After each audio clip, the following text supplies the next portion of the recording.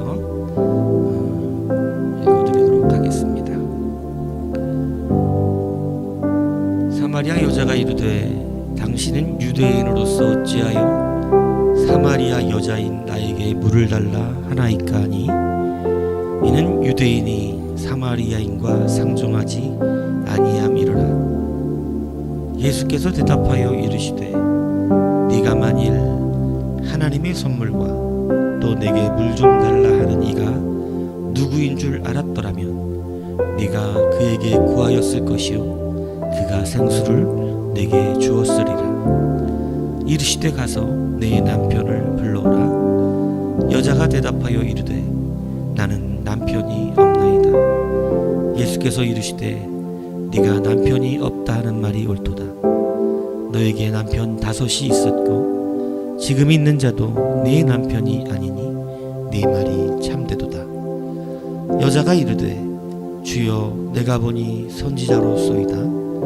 우리 조상들은 이 산에서 예배하였는데 당신들의 말은 예배할 곳이 예루살렘에 있다 하도이다. 예수께서 이르시되 여자여 내 말을 믿으라. 이 산에서도 말고 예루살렘에서도 말고 너희가 아버지께 예배할 때가 이르리라. 아버지께 참되게 예배하는 자들은 영과 진리로 예배할 때가 오나니 곧 이때라. 아버지께서는 자기에게 이렇게 예배하는 자들을 찾으시느니라. 하나님은 영이시니 예배하는 자가 영과 진리로 예배할지니라. 여자가 이르되 메시아 곧 그리스도라 하시는 이가 오실 줄을 내가 아노니 그가 오시면 모든 것을 우리에게 알려주시리이다. 예수께서 이르시되 네게 말하는 내가 그라 하시니라. 아멘.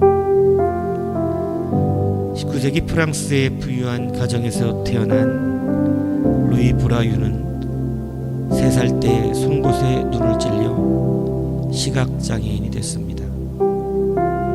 하지만 선천적으로 긍정적인 성격인데다가 천부적인 재능을 가진 루이는 눈이 보이지 않아도 남부럽지 않은 삶을 살았습니다.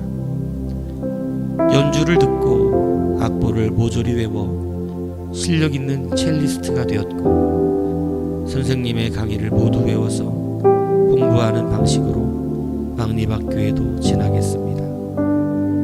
그러나 모든 사람이 자신과 같이 재능이 있는 것이 아니며 대부분의 시각장애인들은 교육을 받지 못해 비참한 삶을 살아간다는 사실을 알게 되었습니다.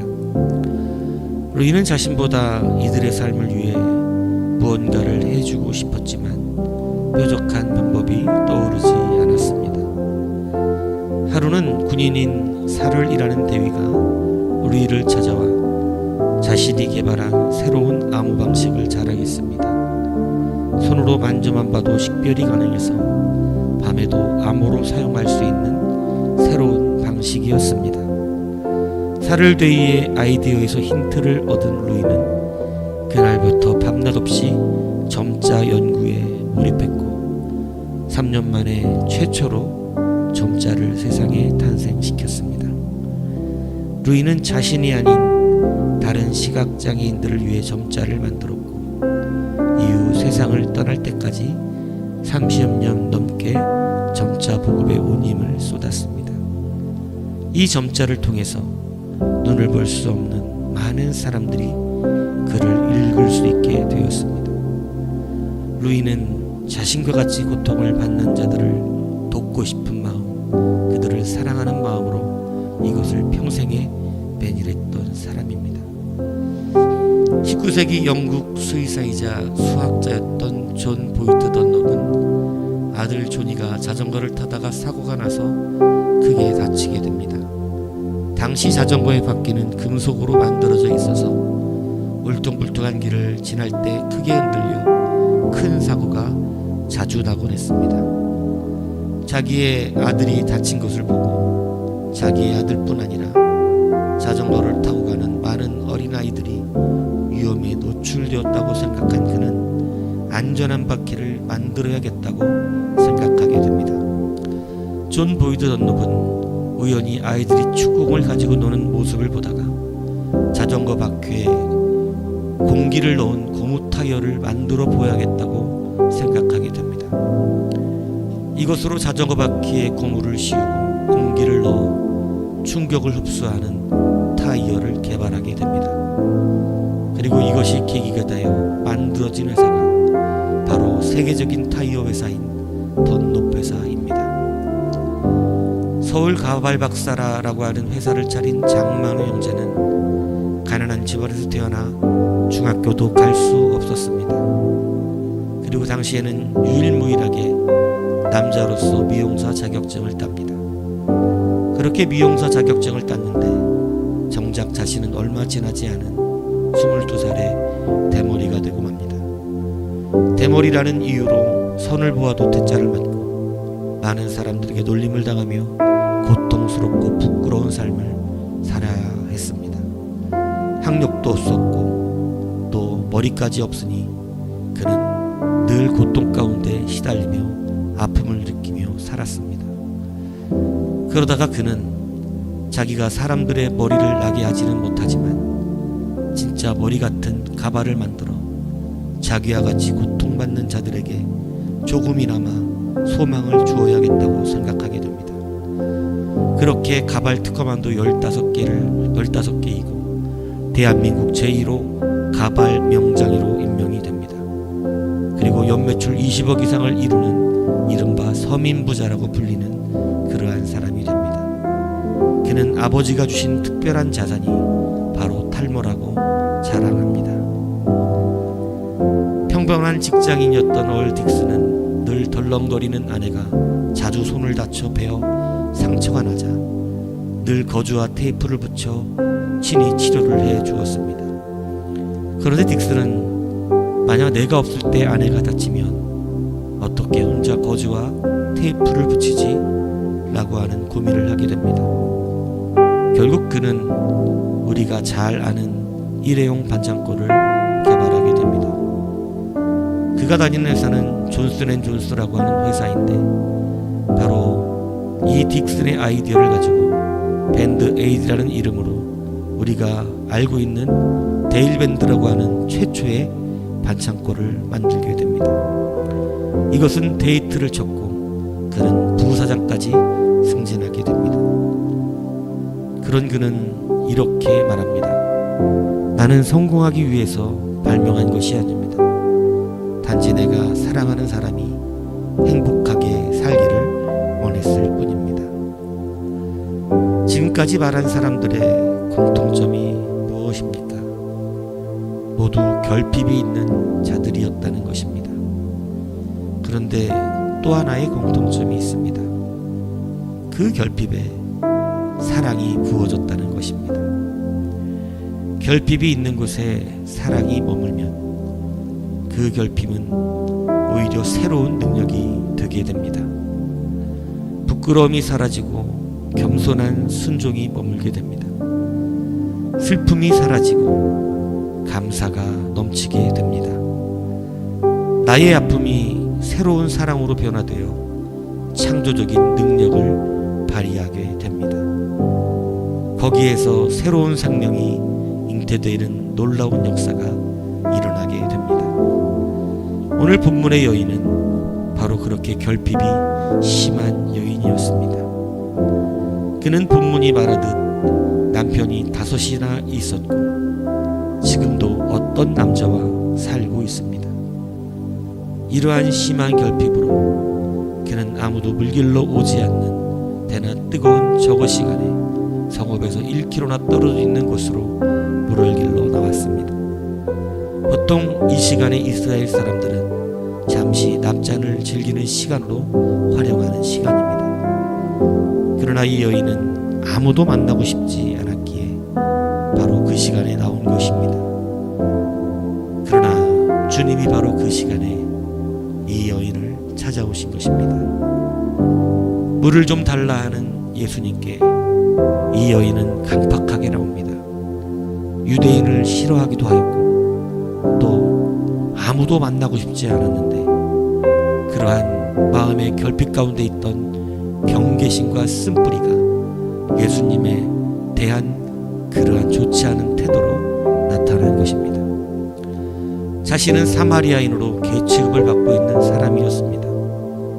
사마리아 사람들이 계취급을 받는 이유는 바로 이방인 사람들과 혼혈이 되었기 때문입니다. 그런데 특히 그 책임은 여자들에게 더욱더 전가되고 있었습니다. 그런데 이 여인은 그러한 사마리아 여인이면서도 또 그러한 중에 어찌한 영문인지 알지 못하지만 5명의 남자가 거쳐갔고 지금은 6번째 남자와 살고 있는 여자입니다. 사회적 통념으로 혼혈의 책임을 지고 천대받고 괴취급을 받는 그러한 사람들이 바로 사마리아 여인들이었는데 이 여자는 그 여인들 중에서도 더욱더 심한 여인이었다라는 것을 말하고 있는 것입니다. 바로 개 중에 개였던 것입니다. 여러분은 이 여인의 결핍을 가늠하실 수 있으시겠습니까? 얼마나 싸납고 홀로 느끼는 외로움과 고독이 있었겠습니까? 그렇게 싸납게 살면서도 깊은 밤이면 홀로 울었을 것입니다. 그럼에도 먹고 살기 위해서 또 어떤 남자와 살고 있는 것입니다. 사람들은 이런 여자가 하나님께 예배할 수 없는 죄인 중에 죄인이라고 여겼습니다. 아마 이 여인 스스로도 나 같은 사람이 어떻게 하나님께 예배를 드릴 수 있을까 그런 생각을 했을 것입니다. 그래서 예수님께 예배는 어디서 드리는 것입니까? 라고 물어보기도 합니다. 예배할 수 없는 죄인의 희미한 소망이었는지 모릅니다. 그런데 오늘 예수님의 말씀을 들어보십시오. 여인아, 내 말을 믿으라. 이 산에서도 아니요 예루살렘에서도 아니요 네가 아버지께 예배할 때가 이르리라. 아버지께 참으로 예배하는 자들은 영과 진리로 예배하는 때가 온다. 지금이 바로 너에게 주어진 그때이니라. 아버지께서는 자기에게 그렇게 예배하는 자들을 찾으시느니라. 아멘. 예수님은 이 여인에게 그 예배의 소망을 열어주신 것입니다. 그럼에도 이 여인은 예수님께 이렇게 말합니다. 메시아 곧 그리스도께서 오시면 그가 알려주실 것입니다. 이 강팍하고 사나운 여인도 그리스도를 기다리고 있는 것이었습니다. 그에게도 소망은 바로 예수님이었습니다. 이때 예수님이 무엇이라고 말씀해 주십니까? 내가 곧 그니라. 결핍의 사랑이 입혀지니 이 여인은 볼 수 없었던 빛을 보게 됩니다. 동네에 뛰어들어가 만나기 싫었던 사람들에게 그리스도를 전파하는 사람이 됩니다. 성경은 이렇게 말씀합니다. 여자가 물동이를 버려두고 동네에 들어가서 사람들에게 이르렀다. 그는 육체를 위한 물을 길러 나왔던 자입니다. 그러나 주님을 만나고 그는 그 육체의 상징이었던 물동이를 버려버립니다. 주님을 만나면 육체의 것들을 버리게 됩니다. 모든 부끄러움도, 자기의 조그맣게 지켜왔던 자존심도, 그리고 그 악하고 사나웠던 집념도 이제는 다 버려버리게 되는 것입니다. 그는 자유함을 얻었습니다. 베드로도 그렇게 모든 것을 버렸고 모든 제자들도 그랬고 주님을 따르는 모든 자들이 그렇게 버려버렸습니다. 오늘 이 여인도 그러합니다. 사랑하는 여러분, 결핍에 사랑을 부어보십시오. 그러면 생명이 들어갑니다. 더 이상 자기의 죄 때문에 숨어 다니지 않습니다. 지독한 외로움의 밤도 끝이 납니다. 죽어가던 자가 다른 사람을 살리는 자가 됩니다. 오늘 우리의 결핍은 새로운 생명을 잉태하라고 주신 우리 아버지의 그러한 남겨주신 자산이심을 생각하십시오. 오늘 결핍 있는 많은 사람들에게 다시 한번 주님의 사랑을 부어주십시오. 그리고 창조적인 새로운 생명들을 이어가는 교회의 능력을 다시 한번 나타내십시오.